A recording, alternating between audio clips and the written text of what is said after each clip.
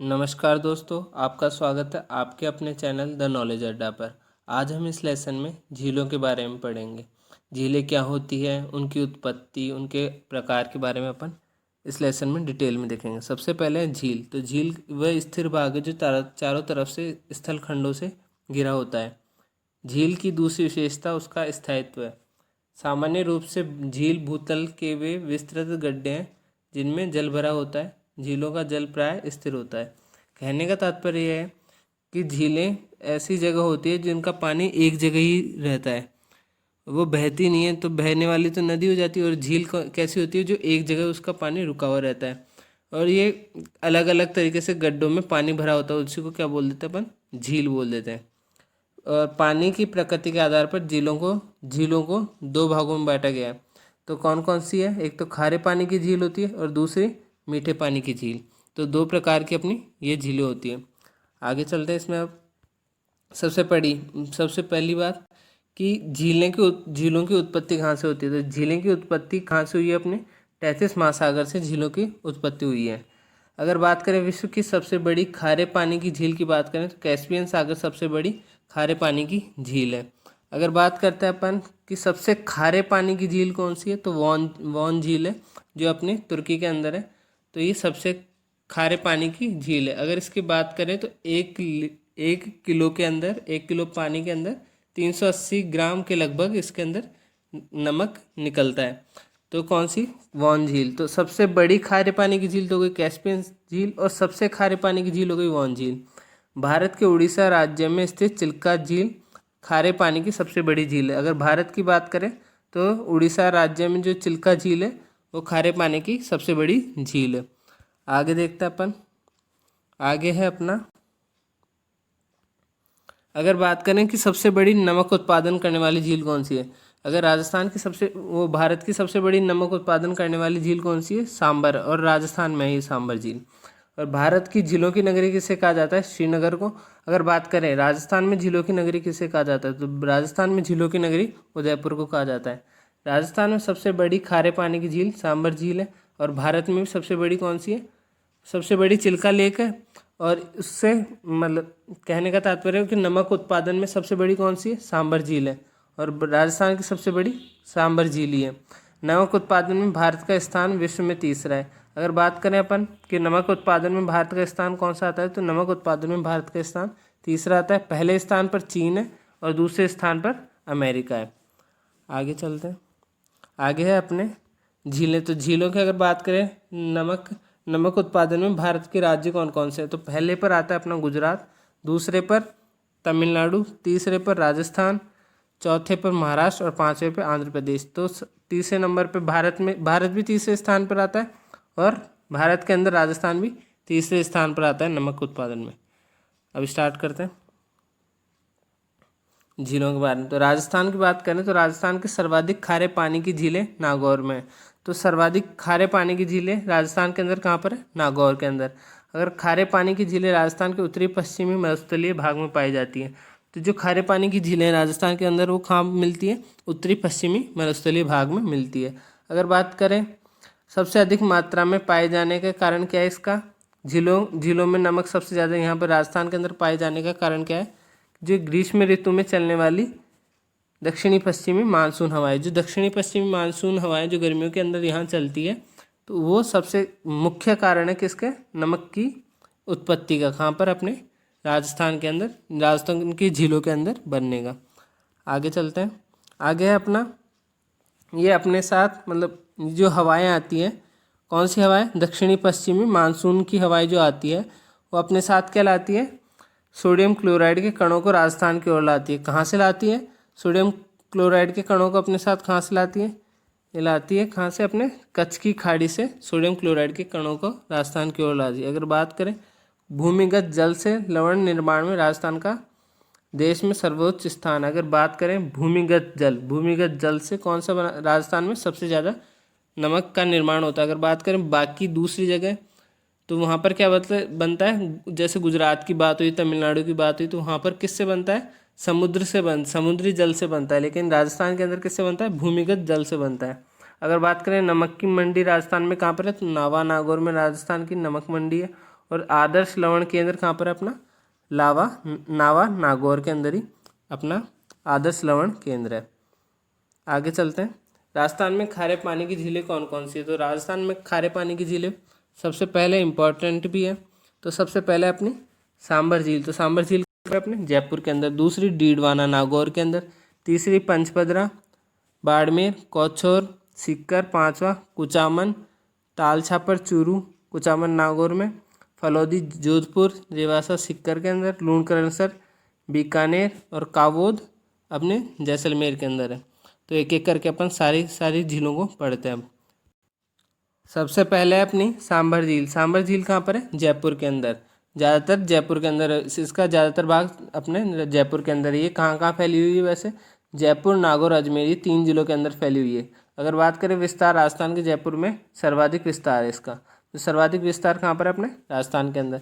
और जयपुर शहर से 65 किलोमीटर दूर, जो जयपुर शहर है उससे 65 किलोमीटर दूर फुलेरा रेलवे स्टेशन से 11 किलोमीटर की दूरी पर ये स्थित है। तो ये याद रखना कि सर्वाधिक विस्तार इसका कहाँ पर है? राजस्थान के जयपुर के ज़िले के अंदर है। अगला है इसी के अंदर। तो अगर बात करें अपने कि इसका झील का निर्माण कब हुआ था, तो बिजोलिया शिलालेख के अनुसार इस झील का निर्माण 551 ईस्वी में करवाया गया था। और इसका निर्माण किसके द्वारा करवाया गया था? बिजोलिया शिलालेख के अनुसार इसका निर्माण वासुदेव चौहान के द्वारा करवाया गया था। अगर बात करें क्षेत्रफल की, तो क्षेत्रफल सांभर झील का क्षेत्रफल लगभग 5702 वर्ग किलोमीटर है। कितना? 5702 वर्ग किलोमीटर है इसका क्षेत्रफल। आगे चलते हैं इसी में। अगर इसकी बात करें समुद्र तल से ऊंचाई, तो समुद्र तल से ऊंचाई इसकी 367 मीटर है।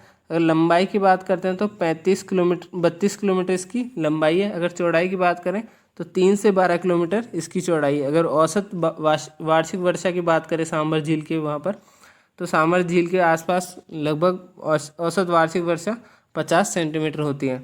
अगर भारत में खारे पानी की सबसे बड़ी प्राकृतिक झील भी इसे माना जाता है।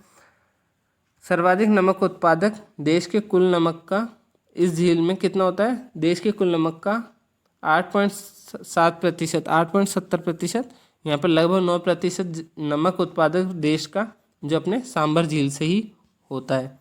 अगली स्लाइड है अपनी इसी की। तो सांभर झील में राजस्थान के कुल नमक उत्पादन का कितना? 92% नमक उत्पादन होता है। तो अगर राजस्थान के अंदर बात करें तो कितना हो गया? 92% नमक राजस्थान का हो गया। इस झील में मंथा मेंढा प्रमुख सहायक नदी, इसकी रूपनगढ़ खारी व खंडेला नदियाँ आकर गिरती है। अगर इस झील के अंदर कौन सी? मंथा हुई, मेंढा हुई, रूपनगढ़, खारी और खंडेला, ये नदियाँ आकर इसके अंदर गिरती है। सांभर झील नमक में सोडियम क्लोराइड की मात्रा अधिक है। तो सोडियम क्लोराइड क्या होता है? NaCl, क्या? NaCl, NaCl की मात्रा अधिक है, इसलिए यहाँ सोडियम सल्फेट संयंत्र स्थापित किया गया है। तो यहाँ पर क्या किया गया है? सोडियम सल्फेट संयंत्र स्थापित किया गया है। आगे है अपना इसी के अंदर। अब अगर बात करते हैं हिंदुस्तान साबर सोर्स लिमिटेड नामक कारखाने की स्थापना यहाँ पर 1964 में की गई थी। और इस झील को पर्यटन के क्षेत्र में रामसर साइट के नाम से भी जाना जाता है। कौन सा? रामसर साइट के क्षेत्र से सांभर झील को इस नाम से जाना जाता है। और राजहंस कुरंजा पक्षी की शरण स्थली कौन सी है? अपनी सांभर झील इसकी शरण स्थली भी है। अगली स्लाइड है सांभर झील की। अगर नमक उत्पादन की बात कर रहे हैं तो नमक उत्पादन कैसे किया जाता है? क्यारियों में सुखाकर इसमें नमक उत्पादन किया जाता है। अगर बात करें यहाँ पर कौन सा शैवाल पाया जाता है, तो स्पिरुलिना नामक यहाँ पर शैवाल पाया जाता है, जिसमें प्रोटीन की मात्रा अधिक होती है। दादू दयाल राजस्थान का कबीर जिनको कहा जाता है, उन्होंने प्रथम उपदेश सांभर झील के किनारे ही दिया था। आगे है अपना, इस झील के किनारे शाकंभरी माता का मंदिर है।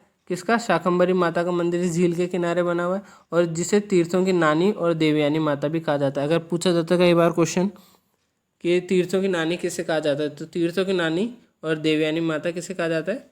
शाकंभरी माता को कहा जाता है। और अकबर और जोधा का विवाह भी सांभर झील पर ही हुआ था, है ना, तो यहीं पे हुआ था। आगे है अपना अगली झील है अपनी डीडवाना झील। डीडवाना झील कहाँ पर है? अपने नागौर के अंदर डीडवाना झील है। अगर इसकी बात करें तो यहाँ का नमक बिल्कुल भी खाने के लायक नहीं है, बिल्कुल अयोग्य है। खाने के अयोग्य होने के कारण इससे सोडियम प्राप्त किया जाता है, बस इससे सोडियम ही प्राप्त किया जाता है क्योंकि यहाँ पर नमक खाने के अयोग्य है। अगर बात करें 1960 में स्थापित राजस्थान स्टेट केमिकल वर्क्स नाम से 2 औद्योगिक स्थापित माना किए गए हैं जो सोडियम सल्फाइड एवं सोडियम सल्फेट का निर्माण करते हैं। जो सोडियम सल्फेट और सोडियम सल्फाइड का जो निर्माण करते हैं वो कौन करते हैं? अपने राजस्थान स्टेट केमिकल वर्क से जो स्थापित कंपनी है वो यहाँ पर करती है। इस सोडियम का उपयोग कागज़ बनाने में किया जाता है। तो इस सोडियम का उपयोग क्या किया जाता है? कागज़ बनाने के अंदर में काम में लिया जाता है। आगे है इसी के अंदर डीडवाना लेक के अंदर ही। तो डीडवाना झील का कहाँ पर है? नागौर के अंदर। इस झील की लंबाई की बात करें तो 4 किलोमीटर इसकी लंबाई है। चौड़ाई की बात करें तो 3 से 6 किलोमीटर तक इसकी चौड़ाई है। औद्योगिक झील है क्योंकि कागज़ उद्योग में इसका सोडियम काम में आ जाता है, काम में लिया जाता है। रंगाई छपाई के अंदर इसको काम में लिया जाता है और चमड़ा तैयार करने में भी ये झील का पानी उपयोगी है। आगे चलते हैं।